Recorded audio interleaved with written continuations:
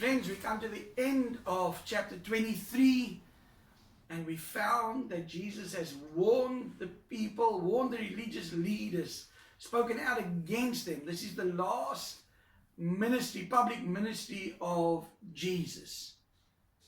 And so here's the final words from the King. Truly I tell you, all this will come on this generation. This is verse 36. Friends, Jesus says here, truly. He's not saying what I've said previously isn't true. Jesus always spoke the truth. When he says to them, truly, he's saying to them, listen very carefully. I don't want you to miss what I'm about to say. Truly, truly, or verily, verily.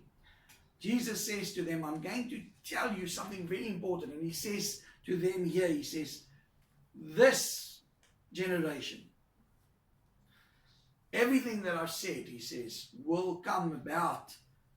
You will see that my word is true.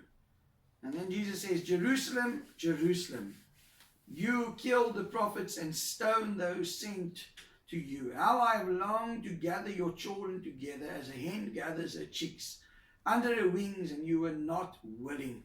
Jesus cries out with great empathy. Jerusalem, Jerusalem, with tears in his eyes.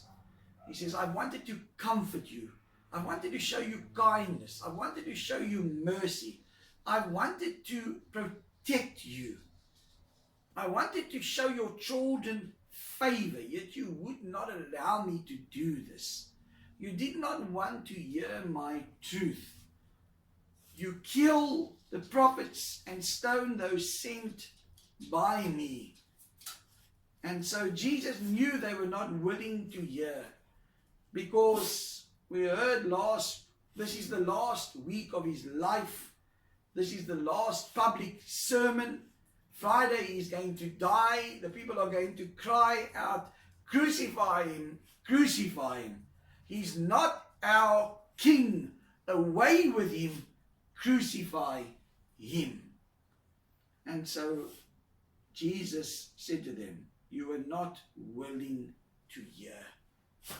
They're not willing. They close their ears and they scream, crucify him. Friends, I believe as our Lord Jesus looks upon South Africa, if he was standing here amongst us today, he would declare the same words. South Africa, how I have longed to gather your children together as a hen gathers her chicks under her wings, but you were not willing. Because you have not obeyed my word. You are killing children in their mother's wombs, and you are justifying it as saying that a woman has the right to do this. You have perverted the truth of my word. You have many false prophets and many false teachers in your midst. Exactly what was happening in the days of Jesus is happening today, friends, and his word still speaks the same. Evil is evil, and Jesus will not turn from that. Look, your house is left to you desolate, for I tell you, you will not see me again until you say, blessed is he who comes in the name of the Lord. And so Jesus says to them, look at how he is wording. Your house is left desolate.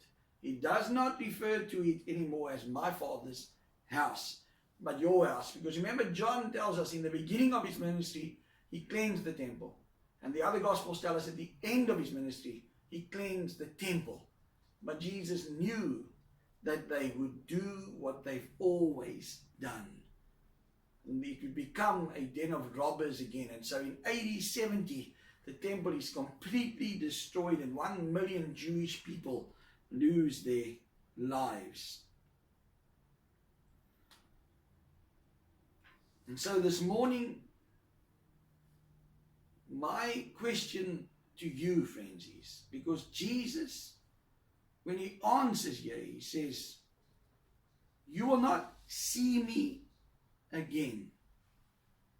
And so in this verse, Jesus makes it clear that not all the Jewish people will be destroyed. Throughout the centuries, the devil has tried to get rid of the Jews using different people.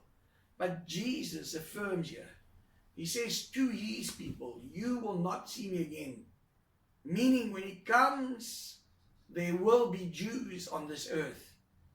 And secondly, he says, until you see me. Meaning he will return. Our Lord tells us that he's coming back. He's coming back to Israel. And the scriptures tell us that he will come back.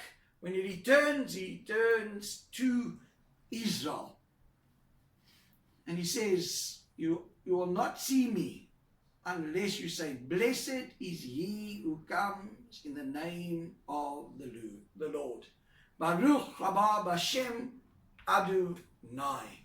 Friends, this morning I want to encourage you to pray for the Jewish people. To pray that God would open up their hearts.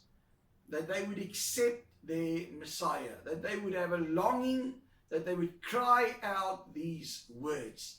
My question to you this morning is, are you longing for his appearance? Do you believe he's coming soon? Only you can answer that question. This is Rev Trev. Have a blessed day.